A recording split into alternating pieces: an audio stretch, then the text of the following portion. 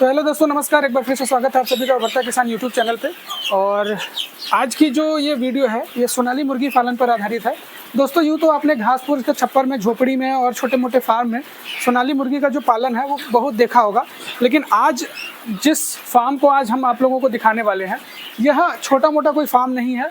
यहाँ पे लगभग 65,000 एक साथ सोनाली चिक्स का जो है कि फार्मिंग किया जाता है। तो बहुत लंबे स्केल पर जो है कि सोनाली मुर्गी का पालन किया जा रहा है। बहुत सारे लोग ये बोलते हैं कि सोनाली मुर्गी की सेलिंग में समस्या है, मार्केटिंग में समस्या है, ठीक है, ग्रोथ में समस्या है। तो इन सारी तमाम समस्याओं पर आज बातचीत करेंगे, क्योंकि छोटे मोटे फार्म 1000-2000 बर्ड्स के जो फार्म हैं वो आपको देखने को तो बहुत सारे मिलते हैं, लेकिन 60-65 हज़ार बच्चे एक साथ पाले जा रहे हैं।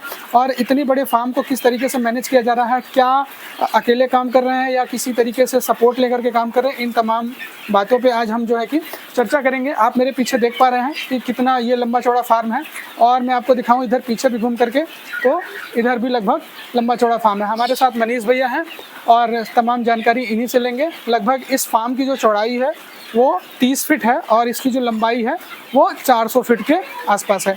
ऐसा ही आपको मैं दिखाऊं तो मेरे पीछे आप इधर से देखिए, इतना ही लंबा पीछे भी एक फार्म और है, तो उसमें भी बच्चे पड़े हुए हैं। तो एक एक करके डिटेल लेते हैं। तो मनीष भैया, जैसे कि ये इतना लंबा चौड़ा फार्म है, पहली बात तो आपने जैसा बताया, अभी जब मैं आया था तो आपसे मिला तो आपने बताया कि लगभग 60-65 हज़ार यहाँ पे सोनाली मुर्गी का पालन किया जा रहा है। अभी पड़ा भी है। पड़ा भी। तो मनीष भैया ये बताइए कि ये जो किसान आपके साथ जुड़े हुए हैं, हाँ। ठीक है, ये आपका फार्म है या किसी किसान का है? पहले किसान भाई का फार्म है। ये किसान भाई का फार्म है। और इतना बड़ा फार्म पहली बार वो कर रहे हैं सोनाली फार्मिंग की इससे पहले भी कर चुके हैं? इससे पहले दो तीन बार डाल चुके हैं, चौथा बार डाले। चौथा लॉट है। हाँ, चौथा तो लॉट। ये मुख्यतः मेरा प्रश्न तो दिमाग में ये आ रहा है कि इतना ज्यादा बर्ड, हाँ। ठीक है, अगर कोई किसान डाल रहा है, हाँ। तो इसके पीछे जाहिर सी बात है कि एक बहुत बड़ा रिस्क है, हाँ। ठीक है, क्योंकि सोनाली के बारे में आम तौर पे ये जाना जाता है कि इसकी सेलिंग में समस्या है। तो इतना रिस्क आपने कैसे लिया? देखिए, लोगों का डिमांड रहता है हमारे ऊपर, क्योंकि फेरी वाले हो गए और कटर वाले हो गए, काफ़ी डिमांड करते हैं कि भैया हमको महीने में 30,000 बच्चा चाहिए। कटर वाले बोलते हैं 30,000 चाहिए, और फेरी वाले हो गए, मतलब कई तरह का जो ट्रेडर है ना, और जो हमसे जुड़ गए हैं बराबर हम ही सामान लेते हैं। इसलिए डिमांड, हाँ, डिमांड मेरा है, इसलिए हम डाले हैं यहाँ पे। ठीक है। अच्छा, सोनाली को तैयार होने में कितना दिन लग जा रहा है? लगभग मान चलिए कि 400 से लेके 500 ग्राम आने में 45 से 50 दिन आता है। अभी ये जो फार्म में अभी हम खड़े हैं, हाँ, तो ये कितने दिन के बच्चे हो गए हैं? ये बच्चे 40 दिन के हैं। 40, 500 ग्राम के बच्चे हैं। ठीक है, 500 ग्राम के ये लगभग बच्चे हो गए हैं। ठीक है। तो मनीष भैया, जैसा कि आपका चेहरा जो है कि कोई नया नहीं है, ना पुराना है। ठीक है। और सोनाली का जो काम करता होगा लगभग हमको जानता होगा। हाँ, लगभग सोनाली का जो भी काम कर रहा है वो आपको जानता है। और जैसा कि पिछले 4 सालों से तो मैं खुद आपको पर्सनली जानता हूँ, ठीक है। तो इनसे कैसे जुड़ा हुआ, इतने लंबे फार्मर से आपका कैसे जुड़ा हुआ, और इनका अभी तक आपके साथ क्या अनुभव रहा है? ये फार्मर भाई का छोटा सा काम था और इनको काफ़ी काम में अच्छा लगा, इंटरेस्ट लगा, और हमसे मिलने के लिए बनारस आए। ठीक है। हम प्रॉपर बनारस के रहने वाले हैं। हाँ। तो बनारस आए मिलने के लिए मिले, और हमारा बात व्यवहार उनको काफ़ी बोले कि अच्छा लगा। उसके बाद ही बड़े पैमाने पे काम किए, और इनका भरपूर हम सहयोग भी करते हैं, और हर हफ्ता 10 दिन पे इनके यहाँ आके विजिट भी करते हैं। और माल बेचने में इनका पूरा भरपूर सहयोग करते हैं, और बच्चे दाने का पूरा इनका हम देखते हैं। तो मनीष भैया, पहली बात तो ये कि आप फार्मिंग का काम कम करते हैं, ज्यादातर आप सपोर्ट का काम करते हैं। मेरा मेन काम बच्चा और चारा सेल, मतलब माल तैयार होता है तो बेचने का काम है। बेचने का काम, हाँ। तो बच्चा प्रोवाइड करते हैं, पहली बात। दूसरी बात कि आप चारा भी प्रोवाइड करते हैं। ठीक है।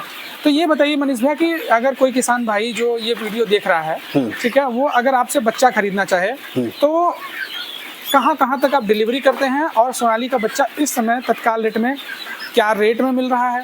अभी बच्चा का रेट है 20 रुपये, है ना।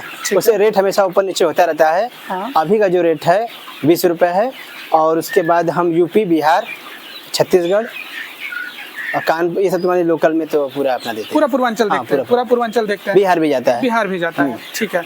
तो ये तो हो गई बच्चे की बात, ठीक है। अच्छा, स्पेशली आप सोनाली में ही काम करते हैं या और भी कोई नस्लों में काम करते हैं? सोनाली हो गया, कड़कनाथ हो गया, और सीजन में तीतर और बटेर। सीजन में तीतर बटेर। अच्छा, सीजन में तीतर और बटेर अगर, और 12 महीना सोनाली काम होता है मेरा। अच्छा, 12 महीने आप सोनाली का काम करते हैं। मनीष भैया एक सवाल ये पूछना चाहेंगे कि कब कब आपका लॉट निकलता है, बच्चे कैसे प्रोवाइड करते हैं? आपकी खुद की हैचरी है या मेरा खुद का हैचरी है, हर 5 दिन मेरा हैच होता है और हर 5 दिन 20 से 25 हज़ार बच्चा मेरा निकलता है। ठीक है, 20 से 25 हज़ार। ठीक है। तो ये जो आपने बच्चों की जो कीमत बताई 20 रुपए, ये ट्रांसपोर्ट के साथ है? ट्रांसपोर्ट के साथ है, ये विथ ट्रांसपोर्ट के साथ प्लस 2% एक्स्ट्रा। 2% मोटिलिटी? हाँ, मोटिलिटी वहाँ तक जो जितना बच्चा वहाँ पहुँचता है फार्मर के यहाँ उतने का पैसा लेते हैं। ठीक है। तो मनीष भैया एक चीज़ और मैं पूछूंगा सर, बहुत सारे जैसे हम लोग फार्मरों से मिलते हैं, किसानों से मिलते हैं, तो बहुत सारे लोग अलग अलग तरीके की ब्रीड पालते हैं, जैसे डबल एफजी, ठीक है, और ये जो बॉयलर होते हैं, पता नहीं कौन कौन सी ब्रीड है, मुझे आइडिया भी नहीं है। तो सोनाली उन मुर्गियों से बेहतर है या फिर काफ़ी बेहतर है? किस तरीके से आप इसको? काफ़ी बेहतर इस तरह है कि देखिए, इसका ये जो बर्ड है ये फेरी में निकल जाता है, गांव में पालने के लिए लेते हैं और कटिंग के लिए लेते हैं, और असम और बंगाल का पार्टी आते हैं इकट्ठे उठा ले जाते हैं, और कुछ लोग अंडे के लिए भी रखते हैं, और जो बॉयलर और रंगीन होता है केवल मीट के पर्पज से रखते हैं, इसलिए ये काफ़ी ठीक है, सक्सेस है। सक्सेस है। अच्छा, उसमें ये भी देखा जाता है कि बॉयलर और जो ये क्राइलर मुर्गे होते हैं, इसमें मोटिलिटी वगैरह काफी मोटिलिटी होता है, क्योंकि वो गर्मी ज्यादा हो पड़ता है तो गर्मी सह नहीं पाते हैं, और ठंडी ज्यादा पड़ता है तो ठंडी नहीं सह पाते हैं। और ये क्या है, देसी बर्ड है, आपके पास अगर 2 दिन फीड भी नहीं रहेगा तब पर भी रह लेंगे, तो अभी इसमें कोई दिक्कत नहीं होता है। अच्छा, इसमें मोटिलिटी की अगर बात की जाए, मोटिलिटी देखिए तो 0% है। 0%। आप अगर ध्यान न दीजिए तो 2-4 ठो मोटिलिटी हो जाता है बच्चे में केवल, बड़ा हो गया तो 0%। बड़े होने पर इसमें लाइट का भी व्यवस्था नहीं रहेगा तो आपका फार्म बहुत आराम से रहते हैं, कोई दिक्कत की बात कोई दिक्कत नहीं होता है। मतलब कुल मिलाजुला अगर ये देखा जाए तो अन्य ब्रीड की तुलना में इसमें काफी अच्छा है, मेंटेनेंस कम है। हाँ।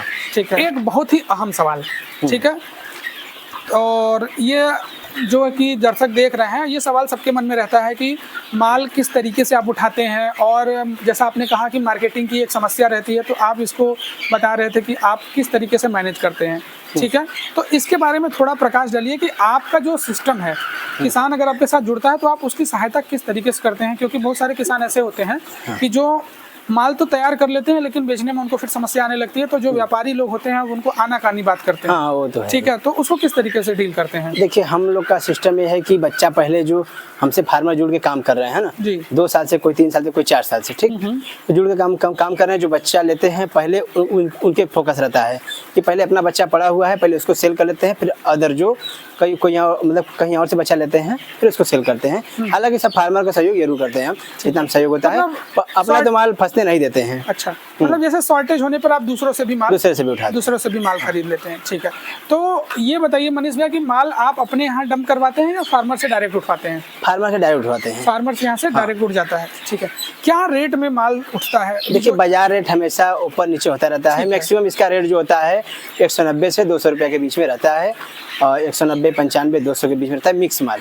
अच्छा, मुर्गी मुर्गा एक साथ में गाड़ी लगता है, पूरा फार्म साफ करके चला जाता है लेकर, और कैश पेमेंट वही भी देता है, हल्के ले चला जाता है। रेट इसका मतलब इसके बीच में रहता है और हमेशा ऊपर नीचे होता रहता है। ठीक है। जैसे अगर कोई किसान, जैसे फेरी वालों को आप बता रहे थे, तो फेरी वालों को किस तरीके से सेल करते हैं? फेरी वाले आते हैं, अपना जैसे कि ग्रुप होता है उन लोग का, और ग्रुप में एक मेन होता है, वही आता है 10 कुंटल माल लेता है, लेके जाता है, फिर अपने फेरी करवाता है।